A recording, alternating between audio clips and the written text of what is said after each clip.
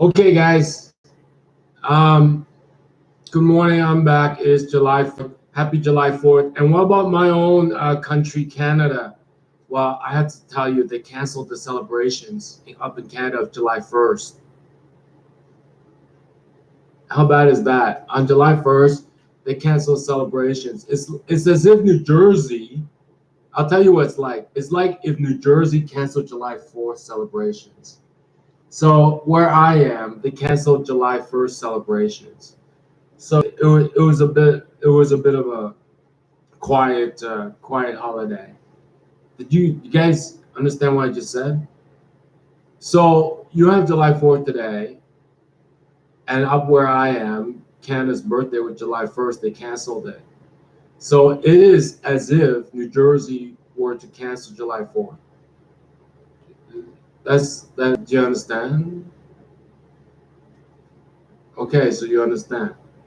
It's pretty brutal. Yeah. So moving on.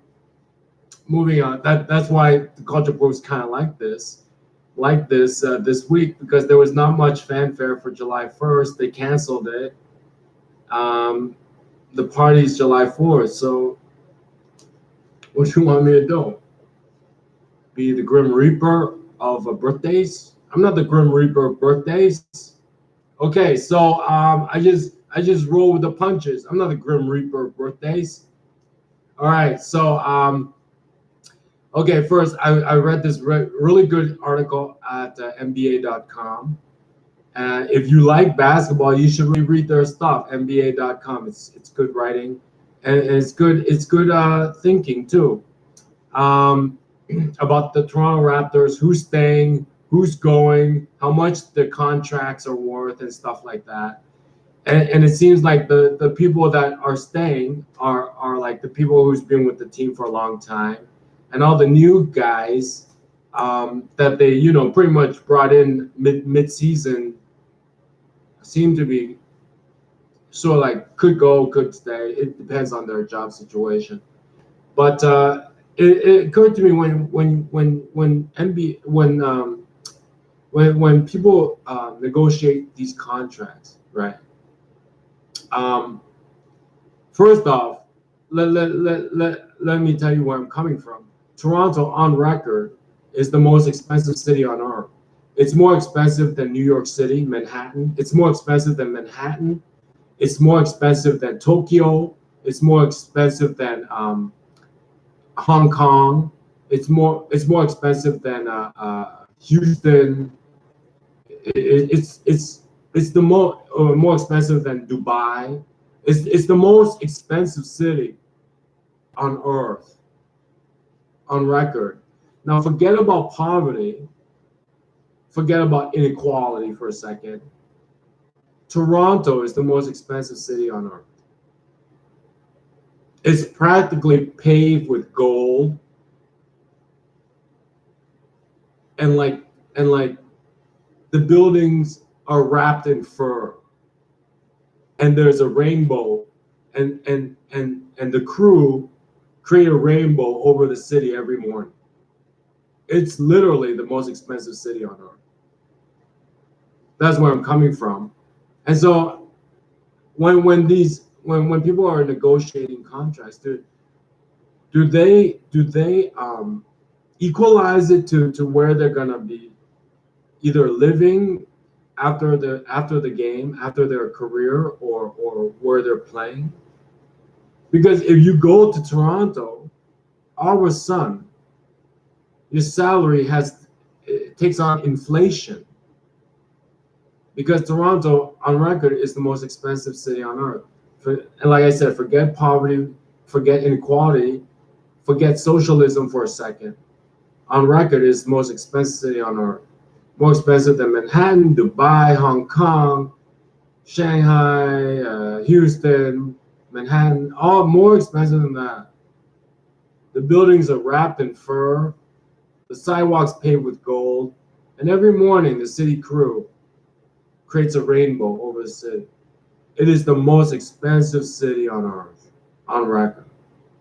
So when you come to Toronto as a professional player, your salary takes an inflation. You understand? You play in Arkansas, I don't know if they have one.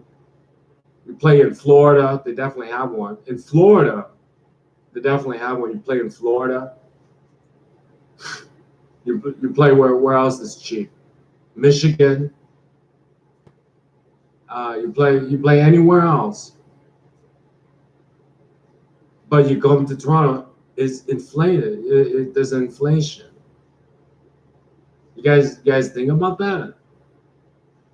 Like where you're gonna live after your career, how much everybody else is making in the local area, including like presidents and doctors and surgeons and stuff and universities and stuff. You guys think about that? But you come to Toronto, it's the most expensive city on earth, more expensive than Dubai, with their oil wells in the backyard of everybody's backyard. Toronto's more expensive than Dubai, where everybody has an oil well. It's more expensive than Hong Kong, where everybody has a clothing factory. It's more expensive than Manhattan, where everybody lives in penthouses. Because socialists, right? They paved the sidewalks with gold. The city crews created a rainbow over the city every morning. And they wrap because it's in Canada, they wrap the buildings in fur. So think about the lifetime value of other people's earnings, where you're gonna live after your career or where you're playing. In Toronto is the most expensive city on earth. So the lifetime value of, say, even a street sweeper is like $5 million. A street sweeper has to earn $5 million over the course of his lifetime just to live here. Ever thought about that? Even a homeless person has to earn over $2 million over their lifetime to live here in Toronto. Ever thought about that? You should think about that. And I reiterate that article on NBA.com, excellent article. Enjoyed it very much. And then I was going to talk about models. How do you date a model? How do you find a model today? One, the agency is very important. Some agencies are more controversial than others. Not only are some like just brand new, but some are very controversial. They have a lot of controversy.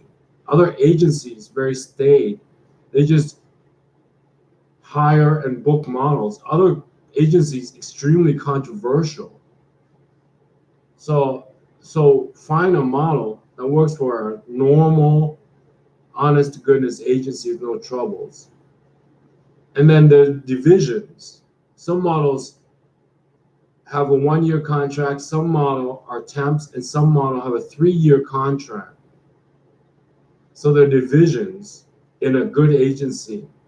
Like they might sign a model, a good agency might sign a model for a 3-year contract because she's highly in demand because of her look, right? So a good model on a 3-year contract with a good agency works a lot. And then you look at a model's portfolio. Is she in spreads? Is she in ads?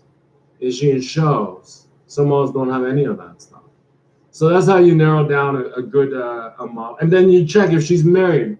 How do you know if she's married? Check her Instagram. She'll tell you if she's married or single. So that's how to date a model. How to negotiate NBA contract. July 1st in Canada was canceled. It's the same as if New Jersey canceled July 4th today. Wow, yeah. And there's new rules of thrifting. New rules of thrifting. Here's a new rule of thrifting. I realized something. First off, I'll tell you where I'm coming from.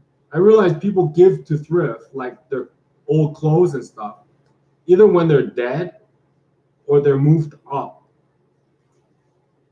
Only give to thrift when you're dead or you moved up. And what do I mean when I say when you moved up? Either like the world has given you a promotion, given you a raise, or you won the lottery. You have moved up in money, right?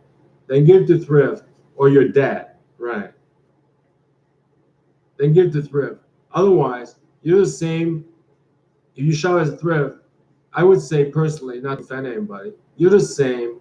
And for put aside inequality for a second, you're the same as the welfare person.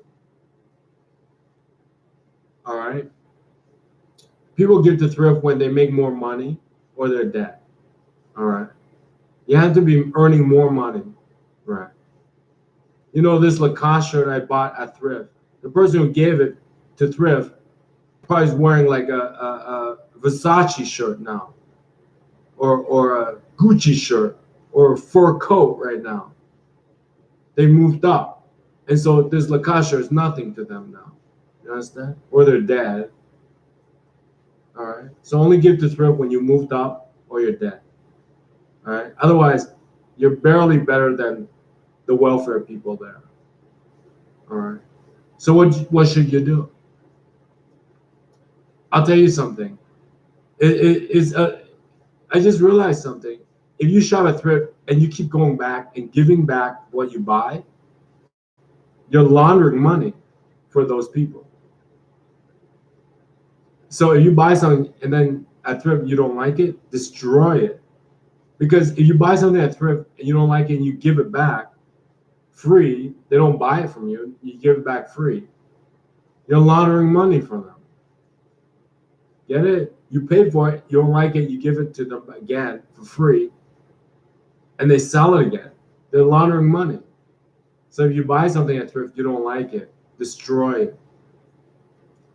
All right? After you buy, like after the second time, don't donate it, destroy it. Only donate when the world gives you more money or you're dead. That's new rules of Thrift. That makes sense, right? That makes a lot of sense. Wow, so welcome to my home office. I don't know if you can see the whole thing here. So that's my new setup now.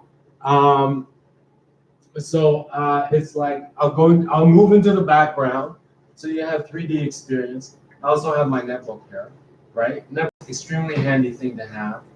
All right, and then I sit here.